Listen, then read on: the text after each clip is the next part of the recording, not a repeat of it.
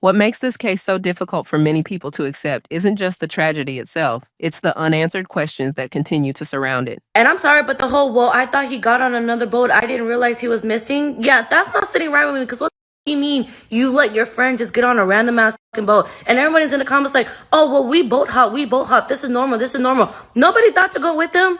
And if it was 4th of July weekend and people were drinking and you saw that your friend was drinking, may or may not have been drinking, why would you allow him to get on a boat if you weren't with him? And don't get me wrong, I've been on a boat. I know cell service is shit. Most people leave their phone on dry land because, shit be flipping over. But if he was getting on another boat and you knew that there was no other way to contact him, again, why would you not get on the same boat? And it'd be different and all the boats were just docked in one little area and you guys were just swimming and you saw in and out. But again, this just is not sitting right. And then y'all didn't realize he was missing until it was time for you guys to go home. Like, y'all didn't sit here and think, oh shit, where is he? Where could he have been? Why is he not back yet? We're taking shots and he's not here to take shots with them. Where's my boy at? Like, y'all don't sit here and ask these kind of questions. Like, there's a rule. If you came with me, you're leaving with me. Like, I brought you here. I'm taking you home. You guys don't live by that shit. Nolan Xavier Wells left home to celebrate the 4th of July with friends, but he never made it back. His family is now left searching for answers, while the public continues to debate what really happened on Horn Island. Black people, stop going on motherfucking vacation with these white folks. Your white friends call you, say, hey, bud, what's up? Hey, you ain't going on vacation? No. Hell no. Because y'all keep going on them vacations, and they keep coming back home, and we can't find you. You got to tell them white people no right now. Not all of them, but some of them you got to tell them no. I can't swim. Why I'm going out there in the ocean for? So often we get asked the question about the differences between the police departments or law enforcement trying to stonewall the requests that we make and the evidence that we're asking for versus a large corporation with so many resources trying to essentially do the same thing, to bury the evidence that we're asking for. It's essentially the same thing. If we take this idea of trying to hide and to bury, it's just simply a tactic that many people use to just avoid accountability. Their message is simple. They are not interested in speculation. They want facts. Black people, you have got to teach your kids, especially your kids that are hanging out with rich white kids, that is not good. You got to stop letting them hang out with rich white kids. This Nolan Wells situation never should have happened. The parents of Nolan Wells should have known better than to let him hang out with these kids. I have an older son. I'm not saying it's the parents' fault, but I'm just saying it happens all the time. My older son is half black. He looked more black than he did half. We as parents, we have to do a better job in informing our children about who they should and shouldn't hang out with, because matters. The color of your skin matters, especially when you're hanging out with a bunch of rich kids that have, doctors and lawyers and judges as parents. You know that your kid is going to either wind up locked up or dead. So my heart goes out to Nolan Wells' family.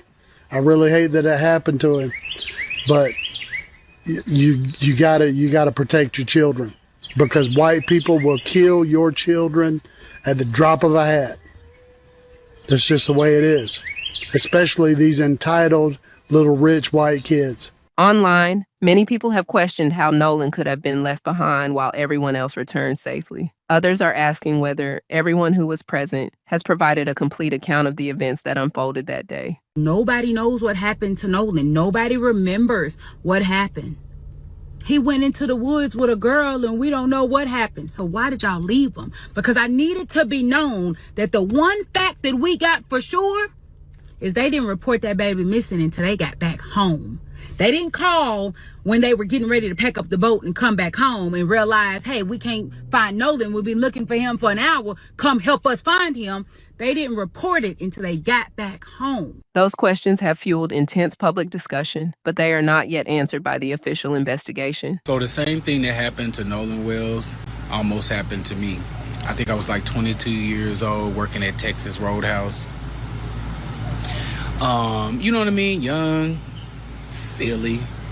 Forgot a couple of the things that my granddaddy told me when I was growing up. I thought these people were my friends. Another lesson my grandparents taught me when I was younger is that you don't have any friends. You know what I mean? You really do not. Like, my siblings were always my friends, and I learned that. At any rate, I signed up to go on this, little trip with these people. They let us know, okay, so we're gonna get up on the bank right here, and then we're gonna go see the waterfall. So I'm like, oh, okay, so but what we gonna do at the waterfall? You know what I mean? Because I'm vibing, but at the same time, I'm not stupid. And they was like, we're just gonna look at the, sit there, light a fire, smoke some more, drink some more. And I'm like, oh, okay. So we get to the little spot where we pull up the canoes, we anchor them off and whatnot, and then they tell us, okay, so this little piece of water right here, we got to swim across that to get to the waterfall. So I get halfway through the water, and I realize that, and I'm losing my strength slowly but surely. And at this point in time, I am calling out for help. No music is playing at this time. You know what I mean? None. Yeah, everybody was rambunctious, excited, whatever, but you could clearly hear me out there in the woods. It's still daylight. So I am screaming that I can't make it. Somebody please help me. They turn around, several of them look at me, say, you can do it, come on, let's go. And they continue to walk off. At this point in time, I have already said my prayers and have already decided that I'm going to meet my maker. I scream one more time, I am going to drown, and I went down. I don't know can't remember who was and what made them decide to change their mind and come back, but one person jumped in that water, grabbed me, pulled me up onto the bank, and mind you, they didn't do anything else after that and continued on their way. As young black children, the same lesson that I'm sure you're telling all your children now, do not be the only one. And it really doesn't matter how people feel about that, because the concern is preservation of life. So for some reason, God saw fit to not allow me to lose my life that day. And for some reason, God called Nolan home. So I will say that despite what anybody feels about how you feel about the situation, please have that conversation with your children. And that's all I'm going to say. Rest in peace, Nolan Wells, and to his entire family. Katie McCormick, the girl that Nolan was talking to and was last seen with before he attempted to unite with his friends, she is now going to be cooperating with the police. Okay? Her family has lawyered up, and they have released a statement basically letting it be known that they will be cooperating with the police. Katie recounted her meeting with Nolan, stating that he was supposed to, they were together, her parents spun the block and came and picked her up. And he was supposed to return back to the boat with his friends because there were several boats in the vicinity. And from her knowledge that he had gotten back to that boat with those friends safely, putting Nolan's last encounter, or his last known encounter when he was alive, with the friends. For now, one thing remains certain. Nolan Xavier Wells deserved to make it home safely. His family deserves clear answers. And until investigators fully explain what happened, this case will continue to raise difficult questions and demand careful attention from both the public and law enforcement.